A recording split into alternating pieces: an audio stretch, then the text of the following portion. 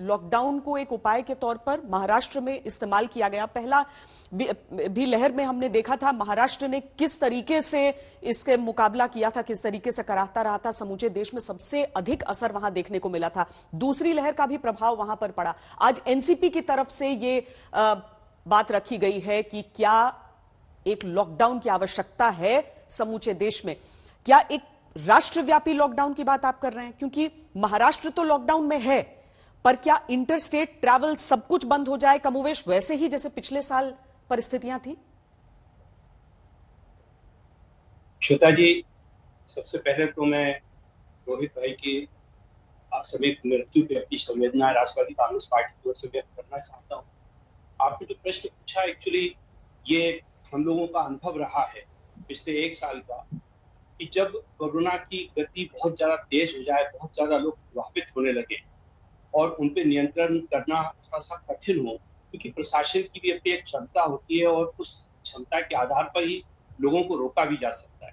लेकिन जब लगता है कि ये बहुत ज्यादा इसकी व्यापकता बढ़ती जा रही है, ऐसे हालात में अनुभव ने ये सिखाया है कि यदि हम लॉकडाउन करें तो बहुत कुछ उसका सकारात्मक फायदा मिल सकता है। लेकिन कोई भी लॉकडाउन सिर्फ आइसोलेशन पे नहीं किया जा सकता, क्योंकि राज्य दूसरे राज्यों से भी जुड़े हुए हैं और वहां से यदि लोगों का आना जाना जारी रहता है तो उतना प्रभावशाली नहीं हो पाता है लॉकडाउन, जितना कि उसका असर हम लोगों को चाहिए। तो आज जो राष्ट्रवादी कांग्रेस पार्टी ने मांग की है, कहा है कि इसके लिए एक निश्चित रूप से एक राष्ट्रीय स्तर पर कोई एक नीति बनना चाहिए, जिसमें सारे राज्यों की सरकारों के अपने अपने अनुभव है पूरे एक साल के, उनके अनुभवों का भी समावेश हो और एक ऐसी योजना तैयार हो, एक ऐसी स्कीम तैयार हो, एक ऐसा मास्टर प्लान तैयार हो, जिससे कि जो गरीब व्यक्ति है, जो प्रतिदिन जीवोपार्जन करने वाले जो लोग हैं, उनको भी उसका कोई नुकसान ना हो और जो गतिविधि है वो गतिविधि इस प्रकार से नियंत्रित हो जिससे कि आम आदमी उससे पीड़ित ना हो, क्योंकि हर चीज के बीच में एक संतुलन बनाए रखना बड़ा जरूरी है। सिर्फ हम लॉकडाउन कहकर अपनी जिम्मेदारियों से नहीं बच सकते। इसमें एक आम आदमी भी रहता है, एक गरीब व्यक्ति भी रहता है, रोज जीवन यापन करने वाले लोग भी रहते हैं, उनका भी सोचना होता है। और एक आर्थिक गतिविधि अगर पूरी तौर से रुक जाएगी तो उससे भी देश का एक बहुत बड़ा नुकसान होता है, उसके ऊपर भी सोचना होता है। सभी सरकारें जिम्मेदार हैं, चाहे वो केंद्र सरकार हो चाहे वो राज्य सरकार हो, हम सब लोगों की अपनी अपनी भूमिका है। और आज हमारी सबसे पहली जरूरत कोरोना से निपटने की है। हम लोगों को आपस में एक दूसरे से कोई निपटना नहीं है, हम सब लोगों को मिलजुल कर कोरोना से निपटना। और ये जब भी हो सकता है जब सारे लोग बैठकर चिंतन करें और एक बेहतर योजना तैयार की जाए। और निश्चित रूप से इसमें चूंकि केंद्र सरकार को उसकी भूमिका सबसे ज्यादा है, उनके अधिकार सबसे ज्यादा हैं और उनके पास व्यापक एक दृष्टिकोण भी होता है। तो अगर उन समूहों का समावेश किया जाएगा तो मुझे लगता है कि एक बेहतर योजना बननी चाहिए और बनेगी तो उसका लाभ सभी लोगों को मिलेगा। और हम इस चेन को कई राज्य ऐसे रहे जिसमें महाराष्ट्र अग्रणी रहा, जिसने कहा कि चंद ऐसे जहां पर केसेस ज्यादा होते थे वो कहते थे कि आरटीपीसीआर जब तक आपका नेगेटिव होगा आप नहीं आ सकते हैं।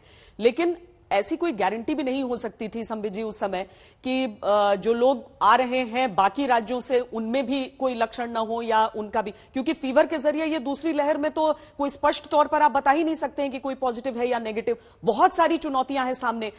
प्रधानमंत्री ने कहा था अपने संबोधन में, जब वो सबके सामने आए थे, उन्होंने कहा था कि आजीविका को देखना है और हम इसे अंतिम विकल्प ही समझ सकते हैं। पर आज जो परिस्थितियां हैं क्या उस हिसाब की हो चुकी हैं? अगर उत्तर प्रदेश जैसा राज्य जहां पर योगी आदित्यनाथ ये कह चुके थे कि हम नहीं लॉकडाउन करेंगे, वहां पर 3 दिन और उसके बाद फिर आने वाले चंद दिनों के लिए कहना पड़ा कि हमें कुछ दिन लॉकडाउन रखना पड़ेगा, क्या हालात ऐसे हैं कि एक राष्ट्रव्यापी लॉकडाउन की जरूरत पड़े? और क्या हम पिछले लॉकडाउन से वो सबक सीख चुके हैं कि क्या नहीं करना है और बेहतर परिस्थितियों में उस लॉकडाउन को लगाया जाए जो कि कम से कम संक्रमण पर किसी तरीके से लगाम लगाए?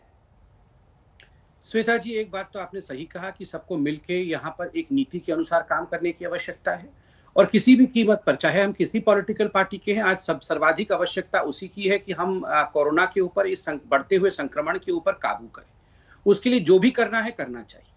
और आपने यह भी सही कहा कि पिछली बार जो समय के साथ लॉकडाउन लगाया गया था उसकी जो परिणति थी, उसकी जो रिजल्ट था, उस रिजल्ट को हम सबने देखा था। वो एक सुखद रिजल्ट था, इस प्रकार से एक भयावह माहौल नहीं बना था। मगर आज जो ये सेकेंड वेव आया है, आप याद करिए हर राज्य में आप देख रहे होंगे परिस्थिति भिन्न भिन्न है। महाराष्ट्र सर्वाधिक है, वहां लगभग 1000 मृत्यु प्रतिदिन हो रही है, सर्वाधिक केसेस लगभग 60% केसेस हर दिन के महाराष्ट्र से आ रहे हैं। ठीक उसी प्रकार 5 ऐसे राज्य हैं जो सर्वाधिक ग्रसित हैं, 10 ऐसे राज्य हैं जो सेकंड पायदान पे आते हैं और अधिकांश ऐसे राज्य हैं जो जिनमें अभी संख्या नियंत्रण में है। प्रधानमंत्री जी ने स्पष्टतः इस वर्ष के आरंभ में ही कह दिया है कि आप देखिए, इस बार लॉकडाउन लगाना नहीं लगाना, आंशिक लॉकडाउन लगाना, कंप्लीट लॉकडाउन लगाना, जो भी आप करना चाहते हैं, यह निर्णय संपूर्ण रूप से राज्य अपने स्थिति को लेकर ले सकती है।